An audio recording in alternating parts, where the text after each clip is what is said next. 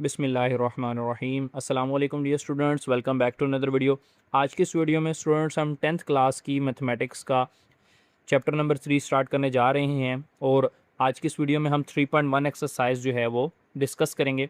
तो इससे पहले हमने जो है वो चैप्टर नंबर 2 कंप्लीट किया और प्रीवियस वीडियो में रिव्यू एक्सरसाइज 2 डिस्कस की। अगर वो आपने नहीं देखी तो उसका लिंक भी मैं डिस्क्रिप्शन में दे दूँगा, तो वहाँ से आप देख लीजिएगा। तो चलिए स्टार्ट करते हैं। चैप्टर का नेम है मैट्रिसेस एंड डिटर्मिनेंट। तो बच्चों मैट्रिक्स क्या होता है? मैट्रिसेस जो है ना, ये मैट्रिक्स की जो है वो प्लूरल फॉर्म है। तो सिंगल क्या होता है? मैट्रिक्स। और अगर जमा ज़्यादा मैट्रिक्स हो तो क्या होता है? मैट्रिसेस। तो मैट्रिक्स क्या चीज़ है? मैट्रिक्स इज़ अ रेक्टेंगुलर अरे, ठीक है, इन शेप। मतलब मैट्रिक्स एक रेक्टेंगुलर टाइप की शेप होती है, ठीक है। रेक्टेंगुलर भी हो सकती है और यहाँ पर स्क्वायर भी हो सकती है, because square is also a form of rectangle, ठीक है। अगर आपके पास यहाँ पर देखें कि ये जो है, अगर इसको मैं इस तरह करके क्लोज़ करूँ तो ये तकरीबन रेक्टेंगल बन रहा है, और इसको अगर मैं देखूं, ये हमारे पास क्या बन रहा है? स्क्वायर बन रहा है। तो अगर मैं रेक्टेंगल का इतना हिस्सा कट कर दूं, ये वाला हिस्सा मैं कट कर दूं, तो ये क्या बन जाएगा? स्क्वायर बन जाएगा। तो आप यूं कह लें, मैट्रिक्स जो है वो रेक्टेंगल की फॉर्म में होता है या स्क्वायर की फॉर्म में होता है, ठीक है। जिसके जो एलिमेंट्स हैं, एलिमेंट्स या एंट्रीज, वो क्या होती हैं? वो return with in the square brackets. इसके अंदर जो एलिमेंट लिखे होंगे, जैसे ये 1 2 3 4 5 6 लिखा हुआ है, ये एक स्क्वायर ब्रैकेट में लिखे हुए हैं, ठीक है। In a specific order, in rows and column के, उसमें जो है वो रोज़ और कॉलम के फॉर्म में जो है वो किसी खास ऑर्डर में वो लिखे होंगे। तो रोज़ एंड कॉलम्स क्या होती हैं बच्चों? ये आपके सामने मैंने एग्जांपल से मेंशन किया हुआ है, 1 2 3 4 5 6, ठीक है। तो ये जो ऊपर वाले आ रही है, ये हॉरिजॉन्टल है ना, ये 1 2 3, ये जिसको मैंने ये सर्कल कर रहा हूँ 1 2 3, ये क्या है? ये रो है, ठीक है। तो ये पहली टॉप पे आ रही है, तो फर्स्ट रो। उसके बाद 4 5 6 ये नीचे आ रहा है, ठीक है, ये सेकंड नंबर पे आ रहा है, तो ये रो 2, ठीक है। अगर इसी एग्जांपल को हम ये दोबारा से देखें, अगेन वही एग्जांपल है 1 2 3 4 5 6। अगर हम इस तरह की अरेंजमेंट देखें, जो वर्टिकल फॉर्म में अरेंजमेंट है, ऊपर से नीचे की जाए, तो 1 से 4, ये जो एक सर्कल किया, ये क्या है? ये कॉलम बन रहा है, तो ये C1 है, ठीक है, ये पहला कॉलम है। इसी तरह 2 और 5 को देखें, ये C2 यानी दूसरा कॉलम। और अगर 3 और 6 को देखें, तो तीसरा कॉलम, ठीक है। तो इसमें कितने कॉलम थे? 3 कॉलम थे। और इसमें कितनी रो थी? 2 रो थी। यहाँ तक ओके हो गया? तो आपको रोज़ और कॉलम का समझ आ गया। रोज़ होती है जो हॉरिजॉन्टल होती है, कॉलम होता है जो वर्टिकल होता है। तो मैट्रिक्स क्या चीज़ हुआ फिर? मैट्रिक्स एक रेक्टेंगुलर अरेंजमेंट हुई एलिमेंट्स की, ठीक है। किसके अंदर? स्क्वायर ब्रैकेट के अंदर। किस फॉर्म में? रोज़ एंड कॉलम की फॉर्म में। अगर और आसान करके बताऊं, तो मैट्रिक्स क्या चीज़ होगा? नंबर्स को आपने क्या करना है? नंबर्स को बच्चों रेक्टेंगुलर अरेंजमेंट, मतलब इस फॉर्म में आपने लिखना है, ठीक है। और रोज़ और कॉलम की फॉर्म में लिख के आपने ये जो ब्रैकेट लगा देनी है स्क्वायर, तो ये आपके पास ये क्या बन जाएगा? मैट्रिक्स बन जाएगा। यहाँ तक ओके हो गया बच्चों? अब हमारे पास 3.1 एक्सरसाइज है। 3.1 एक्सरसाइज हम डिस्कस करते हैं। जो तो क्वेश्चन बुक पे करने वाले हैं वो मैं आपको बुक पे ही करवा दूंगा, जो क्वेश्चन कॉपी पे सॉल्व होने वाले हैं वो कॉपी पे समझाऊंगा। तो देखें, right the number of rose and number of columns. Number of, math में जहाँ पर भी आएगा बच्चों, आपने इससे क्या जहन में रखना? नंबर ऑफ का मतलब होता है तादाद। मैथ में जहाँ पर भी वर्ड ये नंबर ऑफ का आएगा, इसका क्या मतलब होगा? तादाद। तो आपने तादाद बतानी है किसकी? रोज़ की एंड कॉलम्स की। अब देखें, अब ये ए वाला है 0 0 0 0, इसमें कितनी रो बन रही हैं? ये आपके सामने अगर आप इसको देखें, ये एक रो ये वाली आ रही है, ये 0 0, एक रो ये R1 आ गया, ठीक है। इसी तरह ये 0 0, ये क्या आ गई? R2 आ गई। तो इसकी 2 रोज़ हैं, ठीक है। इसी तरह कॉलम देखें, एक कॉलम ये और एक कॉलम ये, तो 2 रो इसमें और 2 हैं, 2 ही क्या हैं? कॉलम है। तो अगर मैं इसको बुक गंदी ना करें तो हम इसको कॉपी भी सॉल्व करें, तो ए आपको क्या दिया हुआ था? 0 0 0 0। तो इसमें आपके पास एक रो ये होगी R1 और एक रो ये होगी। तो नंबर ऑफ़ रोज़ इसकी क्या हो जाएंगी बच्चों? यहाँ से इसका सोल्यूशन शुरू करते हैं। नंबर ऑफ़ रोज़, इसमें नंबर ऑफ़ रोज़ कितनी होगी? 2, एक रो ये और एक रो ये। आल्सो इसमें नंबर ऑफ़ कॉलम, कॉलम्स कितने आ रहे हैं इसमें बच्चों? तो कॉलम्स भी देखें, एक कॉलम ये आ रहा है, एक कॉलम ये आ रहा है, तो नंबर ऑफ़ कॉलम भी क्या आ गए? 2 आ गए। क्लियर हो गया? तो ये इसका आंसर। को मुश्किल था? ये इसका क्वेश्चन नंबर 1 हमने इसका फर्स्ट पार्ट देख लिया। अच्छा, इसमें देखें सेकंड में 3 4 7। अब 3 4 7 इसमें आपने देखना है, इसमें एक रो ये, एक ये, तो रो कितनी होगी? 3। तो नंबर ऑफ रोज़ बच्चों कितनी होगी? 3। और number of column, number of column कितना? इसमें एक ही कॉलम बन रही हूँ 3 4 7 का, तो नंबर ऑफ कॉलम क्या आ गया? 1 आ गया। तो ये आंसर आ गया। क्लियर है? इसी तरह थर्ड वाला पार्ट क्या है? C8 -10 और 11 है। अगर हम इसको थर्ड वाले को देखें, तो C8 -10 एंड 11, तो इसमें देखें एक ही रो आ रही है, ये यूं करके ये एक ही रो बन रही है, ठीक है। तो रो 1 है और कॉलम कितने हैं? 1 2 और 3। तो इसमें हम क्या लिखेंगे? नंबर ऑफ रोज़ कितनी है? 1। और नंबर ऑफ अगर हम कॉलम की बात करें तो कॉलम कितने हैं, 1 2 3, एक कॉलम ये, एक कॉलम ये और एक ये, तो ये आ गया। क्लियर होगी, ये आंसर है। ठीक है बच्चों। और इसी तरीके से 4 वाले में देखें, इसमें कितनी रोज़ हैं, 1 2 3 रोज़ हैं और 1 2 3 कॉलम है, तो 3 रोज़ 3 कॉलम ये आपने लिख लेना है। इसमें देखें 1 2 2 रोज़ हैं और 1 2 3 3 कॉलम है। ठीक हो गया, तो ये हमने लिखना है। अच्छा, क्वेश्चन नंबर 2 क्या है? अब क्वेश्चन नंबर 2 में कहता है right the order of the each matrix. Question number 2 हम जो है वो सॉल्व करते हैं। क्वेश्चन नंबर 2 में क्या कह रहा है बच्चों, राइट ऑर्डर, आपने ऑर्डर बताना है। तो देखें पहला क्या है, 1 और 0, ए वाला क्वेश्चन है, ए 1 और नीचे 0। ठीक है, अब इसमें कितनी रो हैं, एक रो ये, एक रो ये, तो रोज़ की तादाद कितनी होगी, नंबर ऑफ रोज़ 2 होगी बच्चों। ठीक हो गया, नंबर ऑफ रोज़ कितनी आ गई, 2, और number of column, number of column, एक ही कॉलम आ रहा है 1 और 0 का ये, तो एक कॉलम। अब जब ऑर्डर लिखना है तो ऑर्डर का क्या फार्मूला होता है, order equal to number of rows dash लगा के फिर ये बाय, फिर डैश लगा के number of column, number of column.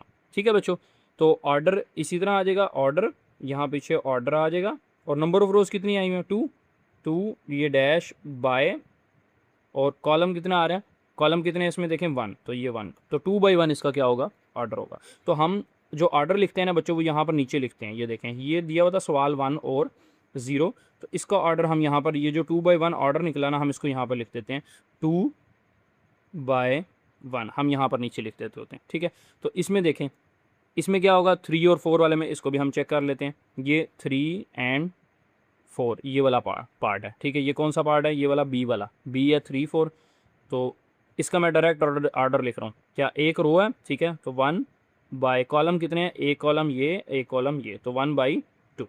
Okay हो गया बच्चों। इसी तरीके से इसकी क्या होंगी, 2 रोज़ हैं और 2 कॉलम, तो ये क्या हो जाएगा 2 बाय 2। इसकी कितनी है, 2 रोज़ हैं, ठीक है, 2 बाय, और कितने कॉलम है, 1 2 और 3, तो 2 बाई 3। क्लियर हो गया।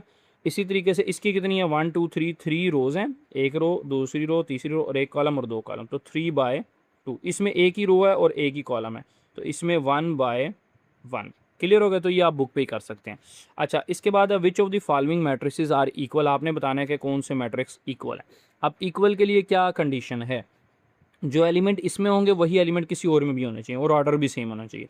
तो देखें यहाँ पर 0 3 4 1 आ रहा है, और कौन सा मैट्रिक्स है जिसमें 0 3 4 1 बन रहा है, देखें इसमें बन रहा है, नहीं, इसमें 5 + 4 9 -8 + 1 7, ये भी नहीं बन रहा। तो ये, और इसको अगर देखें 3 - 3 0, ये आ गया 0, ये 3, ये 3, ये 3 + 1 क्या होता है 4, यहाँ पर 4, और ये 1, तो ये 1, तो ए वाला मैट्रिक्स किसके इक्वल होगा बच्चों, एफ के इक्वल होगा। तो आपने सिंपली, ये पेपर में नहीं आते, वैसे आपको बता रहा हूँ कि एमसीक्यूज आ जाए तो ए एंड एफ क्या है, आपस में इक्वल है। तो इसका आंसर क्या हम लिख देंगे कि A and F R equal, A and F R equal. ठीक हो गया बच्चों। अच्छा, बी को देखें, 9 और -7, यहाँ 5 + 4 करें, ये 9 हो जाता है, -8 + 1 करें तो 7, 9 और 7 बनता है, तो ये 9 और -7 ये दोनों मैच हो जाएंगे, तो बी और डी इक्वल हो जाएंगे। इसी तरह 6, यहाँ 3 2 6, ये आ गया 1 2 -1, ये 2 में से 1 माइनस करे, ये 1 4, यहाँ 2 2 ये 4 बन गया, 2 ये 4 में से 2 निकाले 2 बन गया, 8 यहाँ 4 + 4 8, और 3 ये 3 + 0 3, तो सी एंड ई क्या है, इक्वल है। यहाँ तक क्लियर हो गया। तो ये आपका क्वेश्चन नंबर 3 भी हो गया। अब क्वेश्चन नंबर 4 डिस्कस करते हैं। अब हमारे पास बच्चों क्वेश्चन नंबर 4 में कहता है दो मैट्रिक्स इक्वल हैं, आपने ए एंड बी की वैल्यू फाइंड करनी है। ये देखें बुक में क्वेश्चन आप चेक कर सकते हैं। If this matrix equal to this matrix then find the value of A B C and D. तो ए बी सी और डी चारों की वैल्यूज़ आपने फाइंड करनी है। तो बच्चों अगर मैट्रिक्स इक्वल हों तो कॉरस्पॉन्डिंग एंट्रीज भी क्या होती हैं, इक्वल होती हैं। अब कॉरस्पॉन्डिंग एंट्रीज क्या चीज़ होती हैं, मतलब ये कि इस मैट्रिक्स में, ये वाला जो मैट्रिक्स लिखा है, इस मैट्रिक्स में ये जो ऊपर आ रहा है, ये जो टॉप लेफ्ट पे जो एलिमेंट बन रहा है a+2, वो दूसरे मैट्रिक्स में भी टॉप लेफ्ट वाले एलिमेंट यानी कि 5 के इक्वल होगा। मतलब ये आसान अल्फाज में अगर मैं समझाऊँ तो इस कॉर्नर में आने वाला एलिमेंट इस कॉर्नर वाले एलिमेंट के इक्वल होगा। ठीक है, तो हम लिख लेते हैं यहाँ पर, सोल्यूशन शुरू करते हैं। a+2 फिर किसके इक्वल हो जाएगा, 5 के, a+2 = 5। ठीक है, और जो इस कॉर्नर में आ रहा है मैट्रिक्स के ऊपर राइट कॉर्नर में, वो मैट्रिक्स के ऊपर राइट कॉर्नर के इक्वल होगा, यानी c - 3 8 के इक्वल आ जाएगा, c - 3 = 8। और थर्ड पे b - 1 किसके, 6 के इक्वल आ जाएगा, b - 1 = 6, एंड d + 4 किसके इक्वल आ जाएगा, ये 4 के इक्वल आ जाएगा। यहाँ तक क्लियर होगी बच्चों बात कि इस ये जो बॉटम लेफ्ट कॉर्नर पे था वो 6 बॉटम लेफ्ट कॉर्नर वाले के इक्वल, और बॉटम राइट कॉर्नर पे d+4 जो था वो बॉटम राइट कॉर्नर वाले 4 के इक्वल आ गया। यहाँ तक ओके हो गया बच्चों। अब इसको सॉल्व कर लेते हैं। तो ये 2 इधर आगे क्या हो जाएगा, 5 के साथ यहाँ प्लस है, इधर आगे माइनस हो जाएगा। 5 - 2 करें तो 3, ए का आंसर क्या निकला है 3। ये 3 इधर माइनस हो रहा था, सी के साथ इधर आगे प्लस हो गया, तो 8 + 3 क्या आ गया 11, तो सी 11 आ गया। और बी ये 6 पहले से, अब -1 इधर आगे क्या हो जाएगा +1, तो 6 + 1 7, तो बी का आंसर 7 निकला है। इसी तरह डी = 4, ये प्लस का 4 डी के साथ प्लस हो रहा है, इधर आके माइनस हो जाएगा, तो 4 - 4 0, तो डी का क्या आंसर निकला है यहाँ से 0 निकला है। तो ये ए बी सी डी की यहाँ वैल्यूज़ निकला है। क्लियर है बच्चों। अब हमारे पास क्वेश्चन नंबर 5 है, कहता है इफ़ 2x + 1 4 7 5 9 4 7 y, ये दो मैट्रिक्स इक्वल हो, then find the values of X and Y. तो एक्स और वाई की वैल्यू आपने फाइंड करनी है। तो ये भी उसी तरीके से सॉल्व होगा। देखें इसमें ये मैट्रिक्स के जो ये एलिमेंट है 2x + 1, ये टॉप लेफ्ट कॉर्नर में ऊपर इस तरफ आ रहा है, तो इसमें ये ऊपर इस तरफ क्या है 9, तो 9 के इक्वल हो जाएगा। तो सोल्यूशन में रख लें 2x + 1 = 9, ठीक है। बाकी 4 4 के इक्वल है, लिखने की ज़रूरत नहीं। 7 7 के इक्वल है, लिखने की ज़रूरत नहीं। ये 5 किसके इक्वल हो जाएगा, वाई के इक्वल हो जाएगा। तो 5 = y, यहाँ से y क्या निकल आएगा, y = 5, y को इधर लिख दें, 5 को इधर लिख दें, कोई फ़र्क नहीं पड़ता। तो y = 5, यहाँ से x निकालना है, तो 2x = 9, ये प्लस का 1 है, इधर आगे माइनस का 1 हो गया, 9 - 1 8, 2x = 8। हमने x निकालना है, 2 और x आपस में मल्टीप्लाई हो रहे हैं, 2 इधर आगे डिवाइड हो जाएगा, 2 1 = 2, 2 4 = 8, तो x = 4, डिवीजन में 1 लिखें ना लिखें फ़र्क नहीं पड़ता, तो x = 4, ये आपके पास इसका आंसर आ गया। तो मुश्किल था बच्चों। अब हमारे पास क्वेश्चन नंबर 6 है बच्चों। क्वेश्चन नंबर 6 में भी दो मैट्रिक्स इक्वल दिए हुए हैं, ठीक है, आपके सामने मेंशन है। और क्वेश्चन नंबर 6 में भी क्या कह रहा है, find the value of A B C and D. तो ये आपने 4 वैल्यूज़ जो इसमें आ रही हैं A B C and D, ये फाइंड करनी है। तो आसान है, उसी तरीके से हमने सॉल्व करना है। ए प्लस बी बच्चों किसके इक्वल आ जाएगा, 10 के इक्वल आ जाएगा। तो यहाँ से ए प्लस बी को आप क्या कर लें, 10 के इक्वल रखते हैं। तो सोल्यूशन लिखें, ए प्लस बी = 10 आ गया, ठीक है। और 2d - 1